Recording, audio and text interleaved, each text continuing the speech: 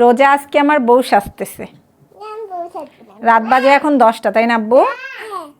আমার মেয়ের এখন বউ সাজতে ইচ্ছা করতেছে, আমি এখন আমার মেয়েকে বউ সাজাই দিচ্ছি।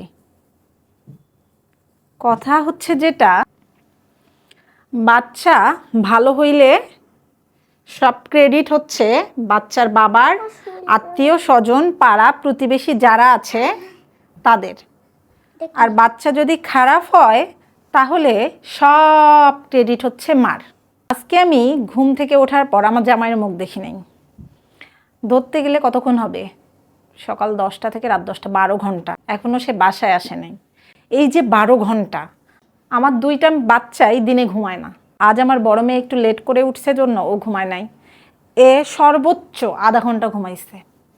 একটা মানুষ এই সকাল 10টা থেকে এখন রাত 10টা, এই 12 ঘন্টা অল টাইম আমার সাথে। আজকে এমন একটা অবস্থা, আমি যে আমার পাশের বাসার কারোর সাথে কথা বলবো বা অন্য কারোর সাথে ফোনে কারোর সাথে আজকে আমি কথা বলতে পারিনি। আজ আমার একটু কাজ ছিল, ওই কাজ করা ঘুরে ফিরে বাচ্চাদের সাথে। তো একটা মা বা একটা মেয়ে যখন 12 ঘন্টা টানা 2টা বাচ্চার সাথে কাটায়, তখন তার আসলে মানসিক চাপটা কতটা আসে এটা মনে হয় পৃথিবীতে কেউ নাই। এটা বোঝার মতো কেউ নাই পৃথিবীতে। একটু পরে হাজবেন্ড আসবে, তার সাথে আবার কথা বলতে হবে সেইভাবে। কথা যদি আবার একটু এদিক ওদিক হয় তাহলে কি বলবে? সারা দিন বাসায় ছিলাম না, এই বাসায় আসার পরে তোমার যদি কথাবার্তার এই সিরি হয় তাহলে কেমনে কি?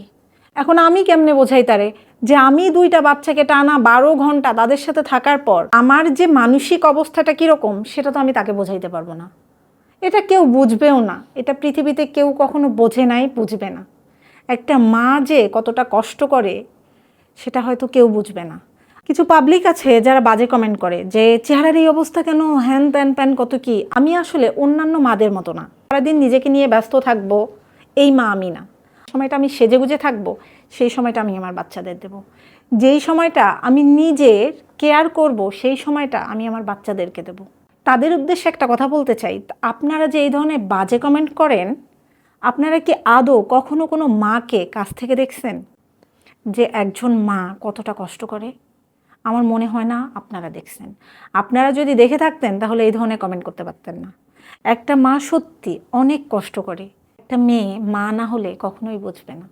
তাই কোনো মাকে নিয়ে বাজে মন্তব্য করার আগে অন্তত একবার ভাববেন। ভালো থাকুক পৃথিবীর সকল মারা।